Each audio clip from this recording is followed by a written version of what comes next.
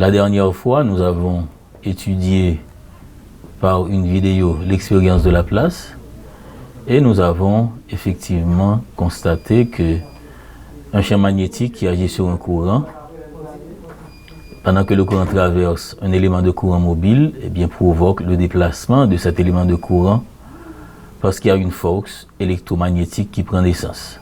Cette force, communément appelée force de Laplace, possède 4 caractéristiques. Nous les avons étudiées la dernière fois. Et aujourd'hui, nous allons continuer, toujours avec le thème électromagnétisme. Et le contenu va faire suite à ce qu'on avait vu la dernière fois, parce qu'on va représenter une deuxième fois la force de Laplace à partir de ses caractéristiques et de la règle des 3 mains de la main droite particulièrement. Et maintenant, comme compétence pour cette capsule, il faut identifier les caractéristiques de la force de Laplace et découvrir quelques applications de la loi de Laplace. Nous aurons aussi à réaliser des travaux dirigés. La dernière fois, nous avons terminé par la définition de la force de Laplace, qui est la force qui résulte de l'action d'un champ magnétique sur un courant, ou bien de champ magnétique et d'un courant sur un conducteur électrique. Et nous avons aussi défini la loi de Laplace, où tout conducteur de longueur L, parcouru par un courant électrique I, et placé dans un champ magnétique uniforme bêta, est soumis à une force électromagnétique. Cette force, nous avons vu qu'elle est appliquée au milieu de l'élément de courant, et cette force est de direction normale au plan défini par l'élément de courant et la direction du champ magnétique. Nous avons vu que le sens de cette force est donné par la règle des 3 droits de la main droite et son intensité est donnée par la formule F est égal à BIL sinus alpha. Et tout ça, c'est à partir de cette image où nous avons le champ bêta qui est descendant vers le bas, qui est descendant, et nous avons le courant qui traverse la tige conductrice, l'élément de courant du rail en avant vers le rail en arrière, et voici la force qui déplace la tige vers l'intérieur, c'est-à-dire vers la gauche. Maintenant, nous allons interpréter la règle des 3 mains de la main droite. Nous avons dit, c'est la main droite qu'il faut prendre avec 3 doigts, le pouce, l'index et le majeur. Alors, cette règle-là, qui est la règle des 3 doigts de la main droite, nous prenons la main droite avec ces 3 doigts, nous parlons d'abord du pouce. Le pouce, eh bien, indique le sens du courant dans le conducteur mobile. Donc, c'est le sens du courant, c'est la flèche qui représente le sens du courant, et voilà, c'est le pouce qui représente ici le sens du courant, I dans le conducteur. Ensuite, nous avons l'index qui indique le sens du champ magnétique, bêta. Donc, dans la figure, voici l'index qui présente le sens du champ. Donc, ça, c'est pour le courant, le pouce. L'index, c'est pour le champ. Et les deux forment un angle. Les deux forment un angle. Donc, voici l'angle formé par le courant et le champ. Donc, la force électromagnétique, eh bien, va être donnée par le majeur qui est tendu de manière à former un angle droit avec le plan défini par le pouce et l'index. Donc, le pouce et l'index forment un plan et vous avez le majeur qui doit être tendu de manière à former un angle droit et c'est ce majeur qui va donner le sens de la force de Laplace, de la force électromagnétique. Donc, ici, comme nous venons de le dire, le pouce indique le sens du courant dans le conducteur, l'index indique le sens du champ magnétique et vous avez le majeur tendu de manière à former un angle droit avec le plan défini par le pouce et l'index, et bien qui indique le sens de la force de Laplace. C'est ça la fameuse règle des 3 doigts de la main droite. Maintenant, la formule ici pour trouver la force, comme nous l'avons dit, c'est F égale à BIL sinus alpha. Eh bien, F, c'est l'intensité de la force de Laplace qui est exprimée en Newton. Nous avons bêta qui est l'intensité du champ magnétique qui est exprimée en Tesla. Nous avons l'intensité du courant qui est exprimée en ampères et la longueur de l'élément de courant, c'est L exprimé en mètres. Et en fin de compte, nous avons l'angle formé par l'élément de courant et le vecteur champ qui est l'angle alpha. Donc, maintenant, si nous avons de la formule l'angle alpha, et nous avons la fonction sinus qui agit sur cet angle, on peut faire varier l'angle alpha pour voir normalement qu'est-ce qui se passe. Eh bien, si nous prenons l'angle alpha égale 0 degré, alors lorsqu'on a sinus 0 degré, ça donne combien? Sinus 0 degré, ça donne 0. N'oubliez pas que l'angle alpha, c'est l'angle formé entre l'élément de courant indiqué par le pouce et le champ magnétique indiqué par l'index. Donc c'est ça l'angle alpha. Donc si vous avez ici l'angle alpha qui est égal à 0, ça veut dire que ici il n'y a pas d'angle entre l'élément de courant et le champ magnétique. Donc cet angle-là, c'est 0. Donc sinus 0, ça donne 0. Donc dans ce cas-ci, la force électromagnétique est nulle. Et là, le pouce et l'index sont parallèles parce qu'il n'y a pas d'angle entre l'élément de courant et le vecteur champ magnétique. Maintenant, alpha peut être aussi égal à 90 degrés. Et à quoi est égal sinus 90 degrés? Comme vous le savez déjà, ça baille 1. Et maintenant, si sinus 90 degrés baille 1, or 1 c'est la plus grande valeur du sinus, alors f qui était égal à BIL sinus alpha va devenir f égal à BIL. Parce que sinus alpha égale 1. Donc f ici aussi atteint sa plus grande valeur, sa plus grande intensité. Et ça arrive, c'est vous avez le pouce et l'index, c'est-à-dire l'élément de courant et le champ magnétique, qui même ils font angle de 90 degrés entre eux, le ça au gagnant alpha égale 90 degrés. Donc voici deux cas particuliers de l'angle alpha.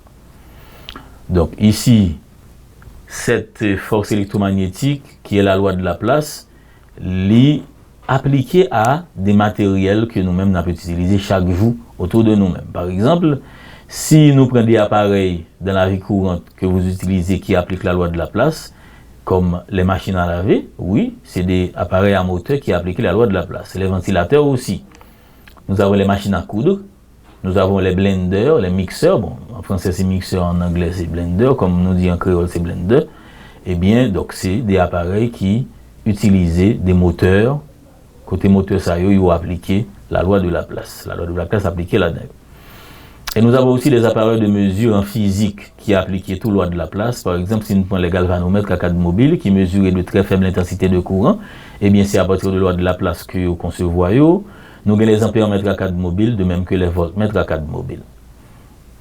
Maintenant, nous allons regarder une vidéo qui a montré avec de simples matériels qui gens ou capables de fabriquer un moteur à courant continu qui fait application de la loi de Laplace. Donc, je vous invite à regarder la vidéo qui ne dure qu'une à 2 minutes.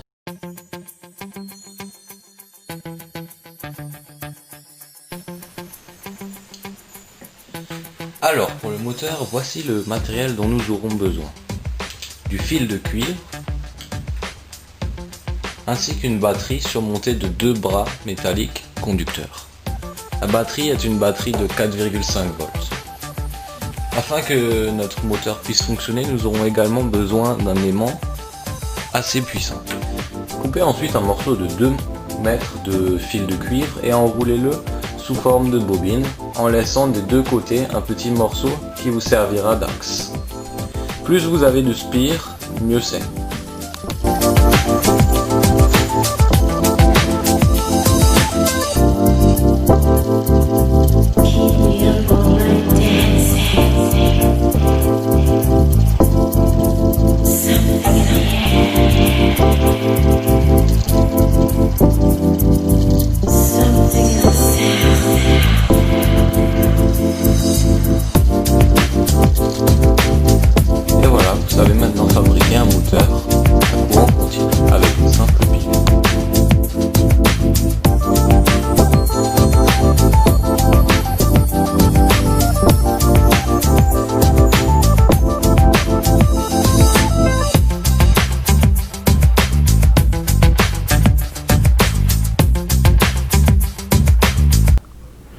Maintenant, pour travailler ensemble, je vous invite à résoudre ces deux exercices qui sont des applications numériques. Donc un premier exercice sur les rails de Laplace et aussi un deuxième exercice encore sur la loi de Laplace. Nous allons résoudre ensemble le premier exercice où on nous dit que nous avons deux rails de Laplace qui sont formés de deux conducteurs parallèles sur lesquels on place une barre mobile conductrice Mn, selon le schéma que vous avez qui est indiqué ici. Donc voici le schéma. Donc vous avez deux rails et vous avez ici la barre ML qui peut se déplacer sur les deux rails. Eh bien, la force électromotrice est la résistance du générateur. Donc, voici le générateur. Donc, qui a une force électromotrice de 6 volts et une résistance de 2 ohms. Eh bien, et puis le reste du circuit a une résistance totale de 1 ohm. Maintenant, on place Mn dans l'entrefer d'un aimant de largeur 4 cm, où règne un champ magnétique uniforme descendant. Donc, champ magnétique aimant, on va avoir Mn qui trouve en dedans aimant, en fer à cheval, et Mn lui-même, il gagne un champ magnétique, il en dedans un champ magnétique qui va agir sur lui pendant qu'on a passé. Et champ magnétique, ça, intensité, module, c'est 0,1 Tesla. Donc, il y a 3 questions à répondre. La première, c'est indiquer sur la figure le sens de la force électromagnétique agissant sur la barre. Nous allons regarder ça. La deuxième, c'est calculer la grandeur de cette force, de la place. Et la troisième, c'est que devient cette force si les lignes de champ font un angle de pi sur 3 radians avec l'élément de courant. Donc, normalement, on va résoudre ensemble cet exercice. Alors, résolution d'exercice. Le générateur que nous avons a une force électromotrice de 6 volts et une résistance de 2 ohms. Le reste du circuit a une résistance de 1 ohm. Et nous avons ici la longueur de l'élément de courant à partir de l'exercice qui est 4 cm ou bien 4 puissance moins 2 mètres. Et vous avez l'intensité du champ magnétique qui est égale à 0,1 Tesla. Donc la première question, c'est d'indiquer le sens de la force à partir du schéma. Donc c'est la première question. Ensuite, il faut trouver la grandeur de la force. Et ensuite, il faut trouver l'autre valeur de la force si alpha change de valeur. Donc voici ici le circuit et voici Mn qui se trouve dans un champ. Maintenant, comment est le courant par rapport au générateur pôle positif? Le courant traverse ainsi.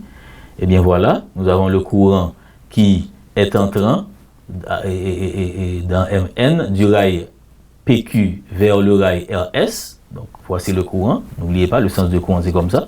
Donc le courant rentre dans Mn. Et ensuite, nous avons le champ qui est un champ vertical descendant. Donc, voici le champ. Le courant entre et voici le champ. Donc, voici le champ ici qui est vertical et descendant. Et nous avons ici, voici le sens de la force qui est donné à partir de la règle des 3 mains de la main droite. Donc, si le courant entre comme ça, vous avez le champ qui est comme ça, et bien la force sera comme ça. Donc, voici le sens de la force. Le courant entre du rail PQ vers le rail RS. Et nous avons le courant qui traverse Mn. Le champ est descendant, vertical descendant, et nous avons la force qui va dans ce sens. Donc Mn eh bien, va se déplacer, va s'éloigner de l'ensemble du circuit. Donc voici le sens de la force électromagnétique de la place. D'accord? Donc la force électromagnétique est horizontale en éloignant Mn du reste du circuit vers la gauche, d'après la règle des 3 mains de la main droite. Voilà. Donc ça c'est la représentation de la force à partir de la règle des 3 doigts de la main droite.